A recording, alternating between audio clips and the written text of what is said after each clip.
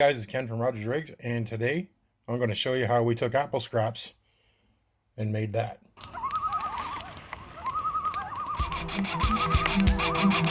Guys, we have made apple cider vinegar from apple scraps. We did a bunch of apple picking earlier this year, and I took those scraps and turned it into a full quart jar of apple cider vinegar using nothing but water and scraps. Unfortunately, we had some of the files get corrupted for the video.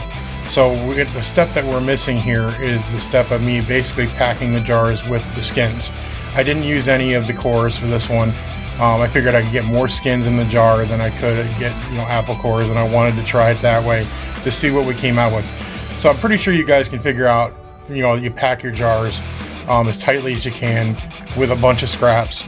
I basically went about half to 2/3 full on these, and then filled with water the rest of the way, basically up to where the lip of the jar is, so just below where the threads are, so about this far down from the total top of the jar. So now on to the step of showing you guys what we did each and every day, which was stir these.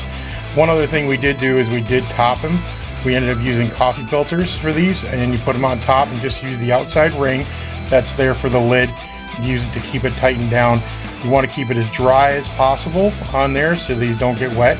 But if you're just very careful and keep it also in a cool, dry place, it will help it continue to do its fermentation, and you'll end up with your vinegar. Now on to showing you guys the next step here.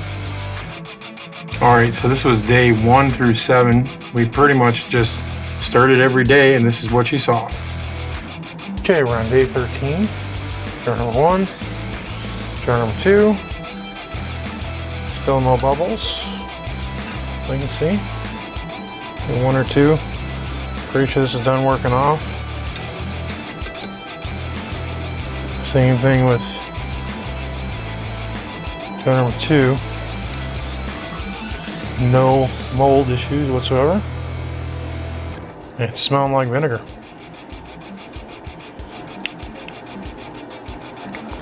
Wow, tastes like vinegar. Smells kind of like vinegar. I mean, it's still got some alcohol taste to it. Give it a little longer.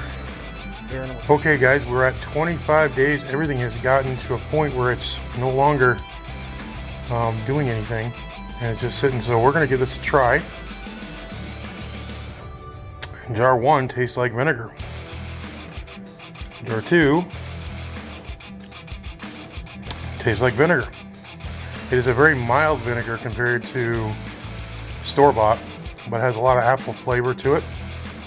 It's not bad. So we're going to strain this and probably make it into one jar and let it age. And then we're going to strain this off.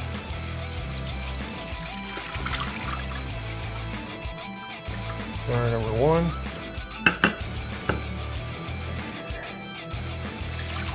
Jar number 2. Hold that sit for a little bit, press it. Clean out the jars. We gotta have some good vinegar. Alright, so we have 1 washed, sanitized jar, 1 new lid. It's all ready and clean, and we're gonna just attempt to do this with 1 hand.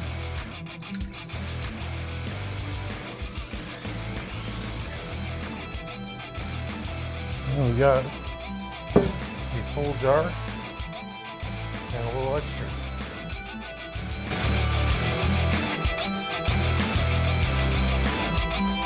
Hey guys, thanks for watching. So there's a couple more things I wanted to mention real quick about the vinegar, and basically it's some of the uses. So honestly, you can use this for anything you would use a normal store-bought vinegar for.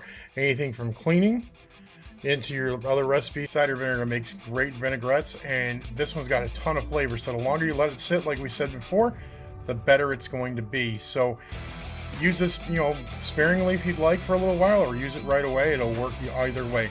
But thanks for watching, guys. Really appreciate it. Put your comments down below. Don't forget to like and subscribe. We have a lot more videos coming out, and Roger's coming back soon. Have a great day, guys.